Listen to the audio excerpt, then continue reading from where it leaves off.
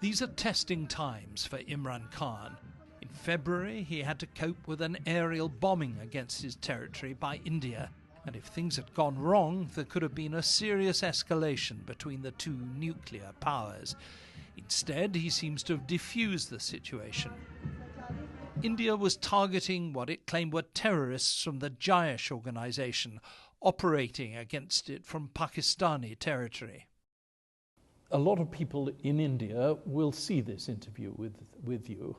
What message would you like to send the Modi government and the people of India? Surely the number one task of the two governments should be, how are we going to reduce poverty? And the way we reduce poverty is by settling our differences through dialogue. And there is only one difference, which is Kashmir. It has to be settled. The Kashmir issue cannot keep on boiling like it is, because anything happening in Kashmir, through a reaction to the oppression which is taking place in Kashmir, it will be palmed off on Pakistan. We would be blamed, and tensions would rise as they have arisen in the past. So if we can settle Kashmir, the benefits of peace are tremendous in the subcontinent. The Indian government would say you're still simply not doing enough about terrorism. We're already dismantling the organizations. As we speak... Including Jaish. Including Jaish. We have taken over their madrasas, their the organizations they ran. This is the first serious effort that is being taken to disarm the militant groups. And you have the will to see it through, do you? We have the will, John, because it is for the future of Pakistan. Outside pressure or not, it is in our interest that we do not have any militant groups here anymore.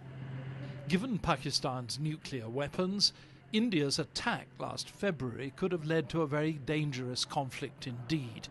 Imran Khan maintains he was determined to make sure Pakistan's reply was strictly limited. Once you respond, no one can predict where it can go from there. It could go anywhere, because had they then come back and again attack Pakistan, Pakistan would have no choice but to respond. So in that situation, two nuclear armed countries, I just felt that it was very irresponsible. Last October, there was trouble in the streets right across Pakistan when the Supreme Court acquitted a Christian woman, Asia Bibi, who'd been sentenced to death for blaspheming against the Prophet Muhammad.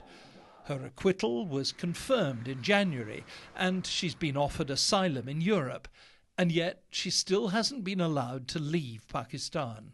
You will find that Asia will be leaving very soon. What are we talking about, days, weeks? I think weeks.